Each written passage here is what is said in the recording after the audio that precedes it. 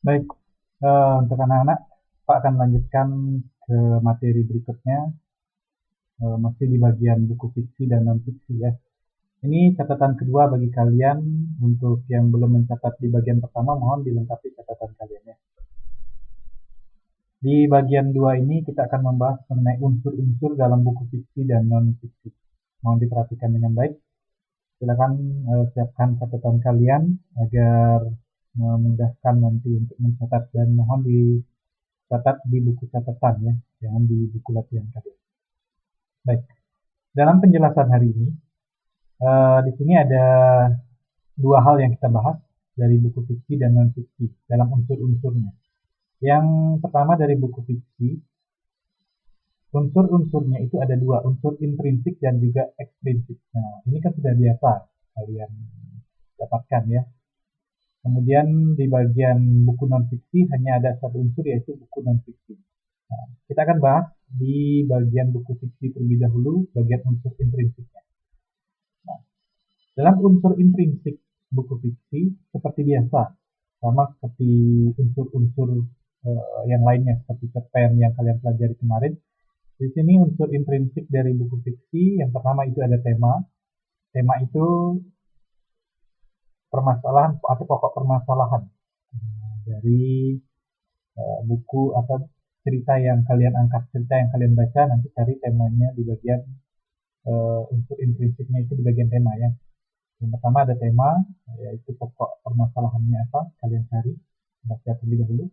Kemudian latar, seperti biasa yang kalian ketahui, latar ada tiga, latar tempat, waktu, dan juga suasana. Kalian bisa mencari ketiga hal tersebut. Kalau misalkan Pak tugaskan besok, cobalah cari unsur intrinsik pada buku fiksi cerpen.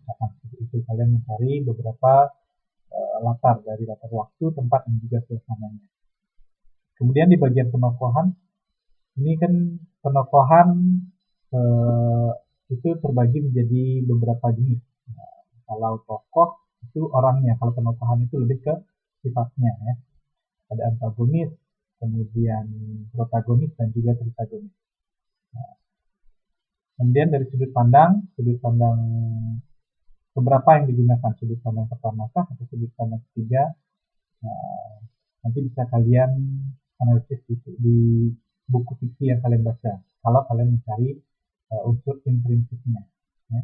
Kemudian kita lanjut di bagian amanat. Amanat itu adalah pesan yang ingin disampaikan oleh si pengarang. Kalian cari pesannya. Sebelum kalian mencari, cara mencari pesannya itu adalah membaca keseluruhan teks yang kalian baca terlebih dahulu, baru kalian bisa mencari amanat atau pesan pada buku fiksi yang kalian baca. Kemudian bagian terakhir yaitu alur. Alur kita ada alur maju, alur mundur, ataupun alur campuran. Nah, kalau misalkan maju, berikan alasannya kenapa, dan kalian bisa memaparkan pendapat kalian mengapa kalian katakan buku yang kalian baca itu menggunakan alur maju, atau cerita yang kalian baca itu menggunakan alur maju, mengapa menggunakan alur mundur, dan juga mengapa menggunakan alur campuran. Nanti bisa kalian jelaskan ya, di bagian unsur-unsur. Kemudian pada unsur eksplisit, nah ini juga sama seperti pembahasan unsur-unsur yang sebelumnya. Ada bahasa yang digunakan, kemudian latar belakang pengarang yang seperti Bapak sampaikan di kelas. Ini kan sudah biasa ya, unsur intrinsik dan eksplisit ini Pak jelaskan di kelas. Kemudian nilai-nilai dalam karya sastra. Nah, nilai-nilai dalam karya sastra ini kan ada nilai religiusnya, kemudian atau nilai sosialnya atau budayanya. Jadi kalian amati dan analisis dari nilai-nilai dalam karya sastra yang kalian baca. Ini unsur eksplisit.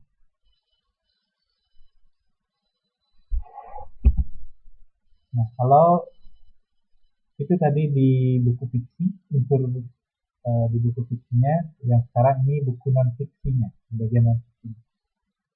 Di bagian non fiksi itu berarti buku yang non fiksi, berarti kan yang bukan rekaan. Berarti ini memang sifatnya real atau benar-benar terjadi. Unsur buku non fiksi yang pertama itu ada prakata, kemudian ada daftar isi, pendahuluan, isi, penutup atau kesimpulan, dan juga daftar pustaka. Pada prakata di sini, eh, prakata di sini itu adalah pengenalan dari sebuah buku buatan pengarang. Jadi biasanya ada di awal pada buku yang kalian baca. Kalau kalian membaca kamus ataupun apa namanya hasil penelitian itu biasanya di depannya itu ada prakata. Coba kalian bisa baca ada buku non fiksi, mungkin diperlukan kalian bisa mencari referensinya ya. Kemudian kalau daftar isi di sini yaitu merupakan judul bagian buku yang disusun sesuai dengan urutannya. Nah, biasanya berupa penomoran. Misalkan judul mengenai pengertian dari bahasa atau ya pengertian dari bahasa itu pada nomor berapa. Kemudian pengertian unsur-unsur intrinsik pada buku cerpen, misalkan seperti itu. Nah, itu halaman berapa dan lain sebagainya. Itu ada di dalam daftar itu. Kemudian masuk ke pendahuluan. Nah, kalau pendahuluan di sini bagian awal suatu teks yang ada memuat latar belakang penulisan buku itu, ya, di bagian pendahuluan. Kalau bagian isi itu kan pada bagian intinya, apa isi dari buku yang kalian baca. Kemudian di bagian penutup atau simpulan ini hanya menyimpulkan bagian isi atau inti sari dari buku yang kalian baca di bagian penutup atau simpulan. Dan yang terakhir ini ada daftar pustaka. Kalau daftar pustaka itu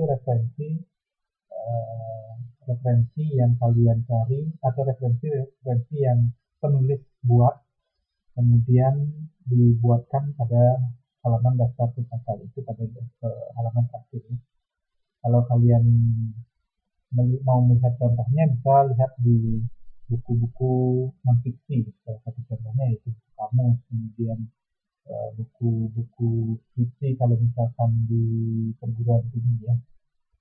Jadi ini unsur buku non fiksi. Ya, ada prakata, daftar isi, pendahuluan, isi, penutup atau kesimpulan dan juga daftar. Baik, jadi untuk materi catatan kedua ini hanya pada unsur buku fiksi dan juga non fiksi. Nah, jadi saya harapkan semua mencatat dengan baik. Catatnya di buku catatan ya, jangan di buku latihan karena sering sekali kalian mengumpulkan di bagian buku latihan itu campur dengan tugas-tugas kalian. Nah, Pak mohon atau Pak harapkan untuk mencatatnya di buku catatan.